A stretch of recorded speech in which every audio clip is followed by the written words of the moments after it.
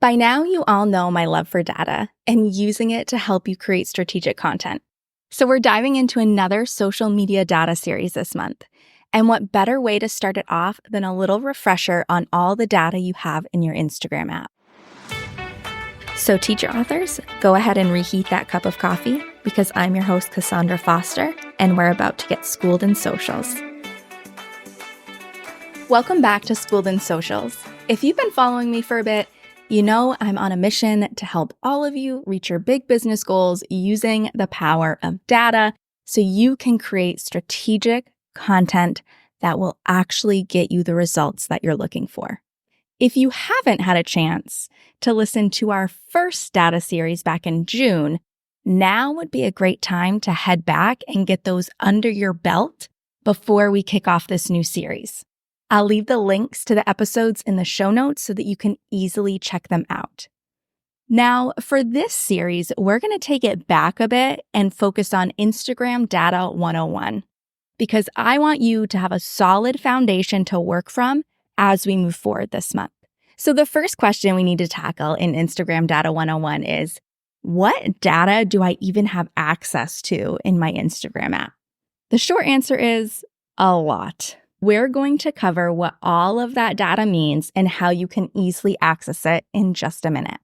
But to give a longer answer to that original question, you have access to how many people you've reached with your content, which Instagram breaks down for you by content type, as well as by individual post, profile activity, which tells you the number of profile visits, external link taps, and follows that you've had, how many people have engaged with your content, which they also break down by content type as well as by individual post, follower data, which includes your follower count and demographics of your audience, such as location, gender, age range, and active times while they're on the app.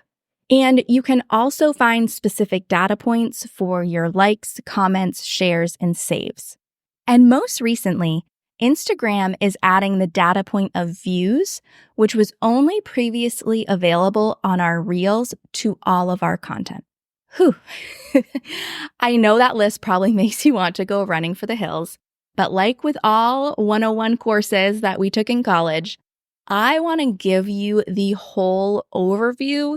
And then as we move into this month's series, we're going to get more specific and we're going to hone in so that you can actually use this data to make decisions about your content and it feels doable for you and, dare I even say, easy for you.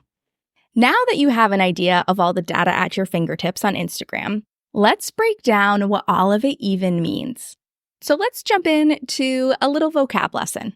And we're going to start with the data you probably see the most on your posts, which include likes, comments, saves, and shares. So likes are how many people hit that little heart button when they saw your content.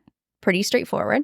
Comments are how many times a comment was left on that piece of content. Saves are how many people saved your piece of content to view again later.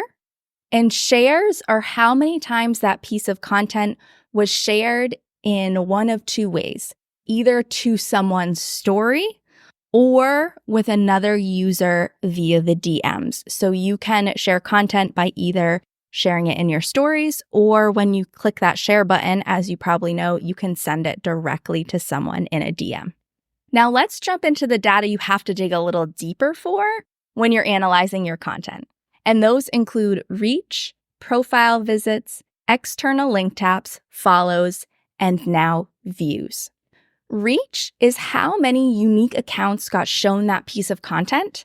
And Instagram actually breaks it down for us into our follower reach and our non-follower reach. So follower reach is the percentage of people who saw that post and were your followers. Non-follower reach is the percentage of people who saw that post and were not your followers. Now you might be thinking, well, that kind of sounds like views in my mind. So what are views then? Fabulous question. Views don't represent the number of people who saw your content, but instead the number of times your content was looked at. For example, you could reach 100 unique people with a reel, okay? 100 people had that reel pop up for them. But your reel could actually have 200 views because each of those people watched your reel twice. So think, reach is the number of people who saw the content.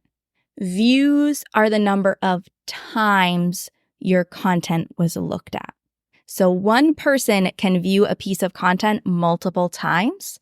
So typically you'll see that your views number is higher than your reach number. Okay, now that we've got that little comparison out of the way, the next data point you have access to are profile visits. And profile visits are how many times people navigated from that post that you're looking at to your profile.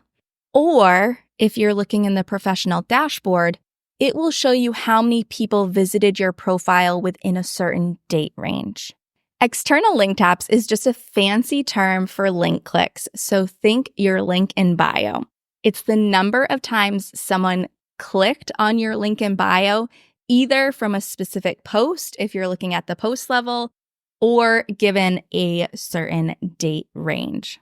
And finally, follows is just as it sounds. It's the number of people who followed you either overall based on a specific date range or from a specific post. Knowing the definitions of these 10 data points encompasses pretty much everything you're going to need in order to analyze your data, no matter what kinds of goals you're trying to achieve in your business. There's no doubt if you've been around for a hot minute, you know the importance of analyzing your social media data to help you reach your big business goals. But if the thought of diving into that data on your own has been holding you back from the content clarity that it can bring, I've got your back. With my quarterly data analysis service, I'm here to be your data bestie right alongside of you, diving into your analytics and outlining a content plan so that you can take effective action. This way, you get all the benefits of having your eyes on your data to help make goals for the new year without having to take a course or wade through the numbers by yourself. It's time to tap into the magic of your social media data, and you don't even have to add anything to your plate to do it. Just hop on the waitlist right now in the show notes. I know your future self will thank you.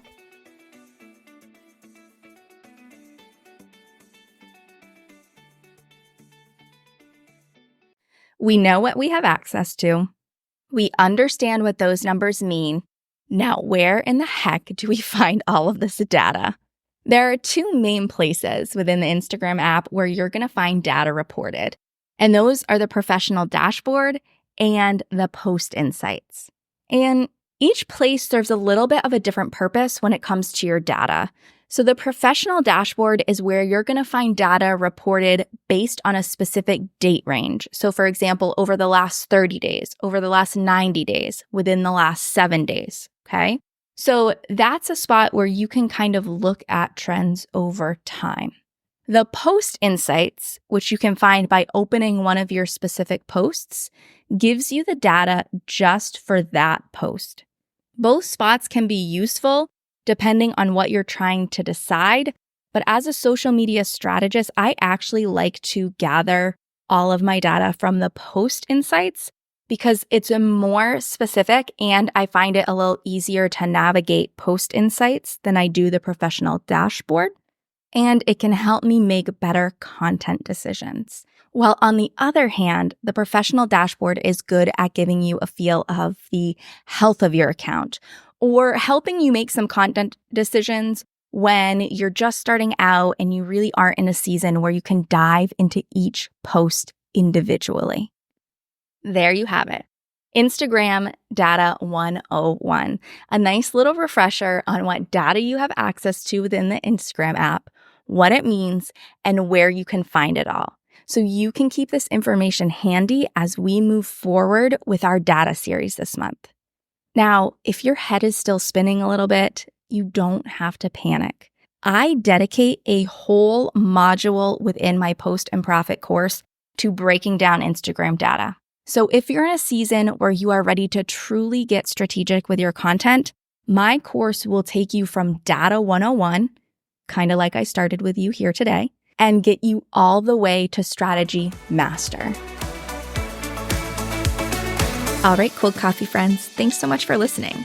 If you're loving getting schooled in socials, make sure to subscribe so you don't miss an episode. Also, I would love it if you left a review so that other teacher authors like you can start getting schooled in socials too. All right, I'll see you in the next episode.